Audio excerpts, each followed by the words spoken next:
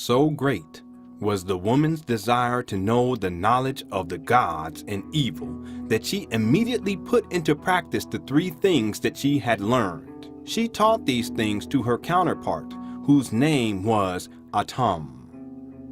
But Atum found little interest in the pursuit of knowledge. He was a complacent being, and while he cared nothing for the knowledge of the three things, he did desire to control that knowledge. You see, Atum possessed within him an insatiable need to control and to dominate the woman, a need that had been encoded into his genetic structure by the demonic gods that created him.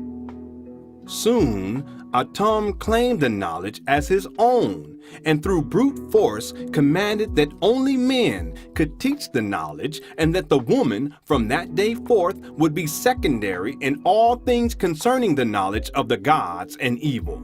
This was the first division between the new breed of man and woman, and is the basis for all future divisions amongst them. Evil planned this all along.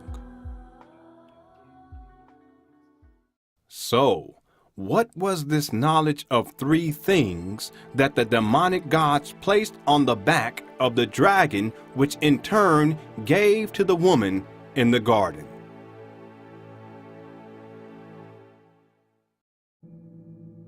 So the woman who sought consciousness had been fooled into believing that she was privy to the knowledge of the gods and evil. She shared this knowledge with her male counterpart, who claimed the knowledge as his own. So great was his need for control that he pronounced that he alone would serve as the steward of such knowledge. But the man, who had not reached a level of consciousness, had accepted the new knowledge only in principle, but not in practice. This would be, for better or for worse, the second division amongst the new breed of man and woman.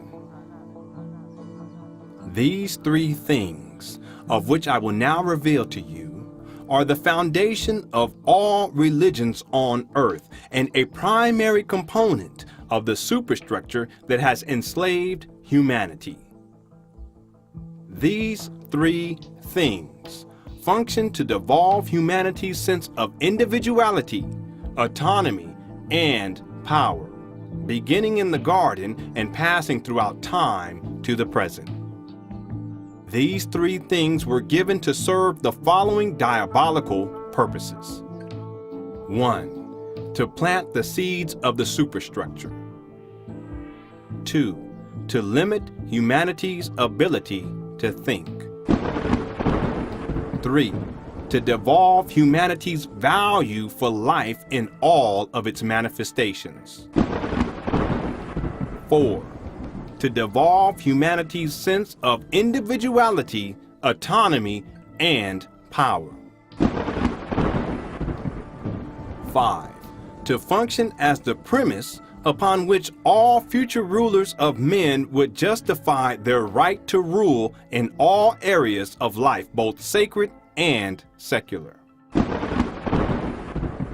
6. To give humanity the technology needed to provide energy to the gods.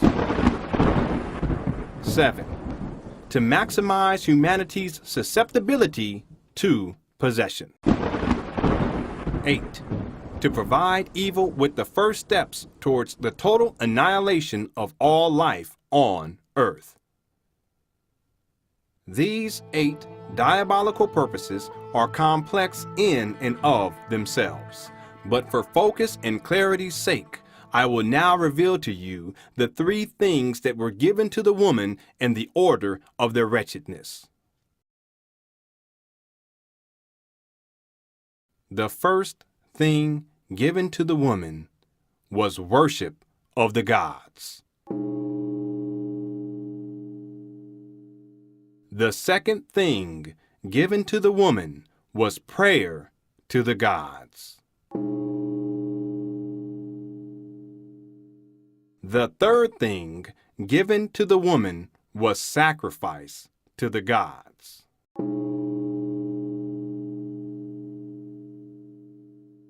In truth, the technologies of worship, prayer, and sacrifice are the primary means through which the demonic gods acquire the energy necessary to actualize evil's plan on earth.